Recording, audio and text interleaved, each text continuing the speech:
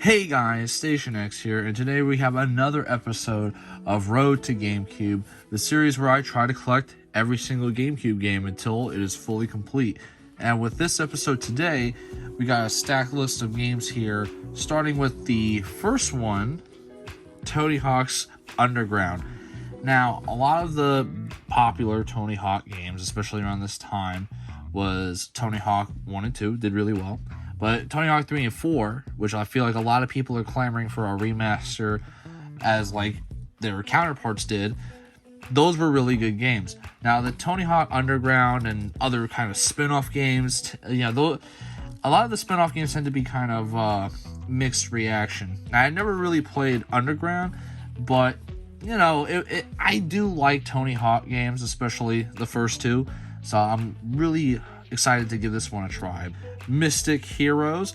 Now, I actually didn't know too much about this game. This one's kind of like a mystery one to me, but I liked the cover. It looked cool, and it was something that I was missing from the GameCube collection. And I'm not too sure if other people knew about this game, because it's like whenever you look up GameCube games, one does not show up on a lot of people's greatest GameCube games of all time. MVP Baseball 2004. This is just another sports game, which I don't have too many sports games for the GameCube, but trying to fill out that sports games collection there is a ton of them, especially during this generation. It's not like now where there's only really like 2K and EA and stuff like that. During the 6th generation, there was so much variety of different, just not only like arcade sports games, but simulated sports games. These things went wild. I really wish they would make a comeback nowadays, because it's just you kind of see the same two companies making sports games most of the time. Next up, we have two Star Wars games: Star Wars Jedi Knight 2, Jedi Outcast, and Star Wars The Clone Wars.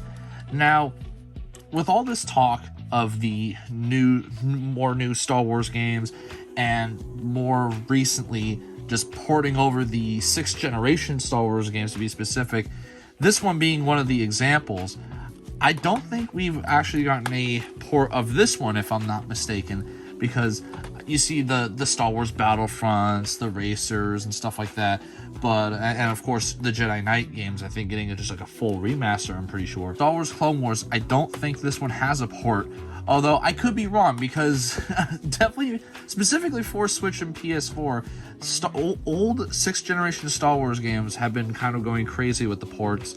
And specifically for Switch, I saw a Star Wars Heritage Pack that just had a bunch of them. So I could be wrong about this, which wouldn't be the first time. But like, these are amazing games and definitely have a lot of good memories with a decent amount of them. Now, I haven't played every single Star Wars game, but trying to make up that for lost time for that. So we have R Racing Evolution. Now, this is like a racing game that I honestly never heard of, and this is another one that I don't think is too well known, at least when I look up people's like favorite GameCube games of all time. This does not usually show up on the list, but it looked cool and interesting. Also kind of curious of the fact that it had like both a E and T rating kind of thing going on, until I looked, and it actually has a double disc. So you have R Racing Evolution by itself, and it came with Pac-Man Versus, which is, I think, kind of funny. Here we have Wave Race Blue Storm. This is the less popular or less remembered sequel to the Wave Race 64 game, which I actually have in the background here. But like, I think the reason why this isn't remembered as well is, I mean, it didn't help that the GameCube didn't sell as good. So that was a big thing. For the longest time, it's like the lowest sold Nintendo system, so I mean, real big shame. So that mean in return there was not as many copies of this going around. But honestly, I think Wave Race was kind of one of those things that like did well on the N64, just because the N64 didn't get as many games in general, and that was just like a really well-known racing game. They're basically very similar to each other. This is definitely better looking than the N64 one, because it takes advantage of the fact that the GameCube has much prettier 3D graphics than the N64 and stuff like that. But it's still a very good game, and I think it's a fun time, but just not as well known. We have Dragon Ball Z Sagas. Now, this is one of the few Dragon Ball games I did not play, because of the fact that I just never saw this one. Like, really, the big one is Budokai. That one was a classic, fan favorite. And, you know, with me trying to catch up on a bunch of the different Dragon Ball games, I haven't really played more of the modern ones, so I'm catching up with those. I'm still trying to, like, buy a bunch of different Dragon Ball games, so this was kind of up there on the list. And, yeah, I mean, honestly, you can't go wrong with it. It is pretty cool. Phantasy Star Online Episodes 1 and 2. Now, there is a version that's like Episode 1 and 2 Plus, which is, I think, the more rare version. I don't have that one, but honestly, it doesn't matter. Phantasy Star is a pretty cool game, because, I mean, it was originally like a Dreamcast game, which I still gotta find that one. But this is like one of the like first big online games for this like generation. Like I say, one of the first. It's not the first, but it definitely was like one of the first popular ones. Thinking kind of like World of Warcraft in a sense. But yeah, it's kind of what kicked off that. And I remember this thing having its own keyboard and everything. Like, there's a bunch of these different accessories you can get with it that it works with. It like has progressive screen capability. It has Game Boy Advance capability. So that means you can plug in the link cable and plug a Game Boy Advance into it and do all that.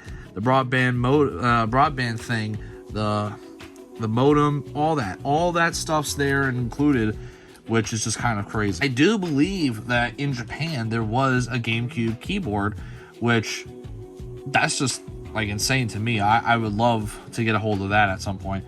But yeah, I mean, this thing is fantastic. And of course, I mean, you really can't I don't think you can play it anymore, but it looks cool. Viewful Joe 2. I am missing the first one, but this is kind of one of those rare Capcom games that just doesn't get a lot of love and attention like Street Fighter does, but very wacky and unique. And it does have a good following. A lot of people really enjoy this game, but why we don't get more modern games for Viewful Joe, I don't know. I mean, I would love to see this make like a comeback, but a fantastic game. And next up we have something that I really should have had in my collection from the beginning, but I never did.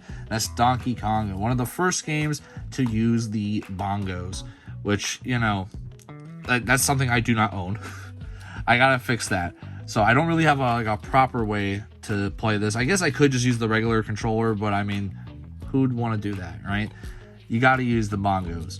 But I mean, this is just basically a simple rhythm game that features Donkey Kong, and it's kind of funny because I don't think Donkey Kong has like a traditional Donkey Kong game on GameCube. Similar to Kirby, they kind of have like spin-off games representing their series, but no mainline Donkey Kong or Kirby game on GameCube.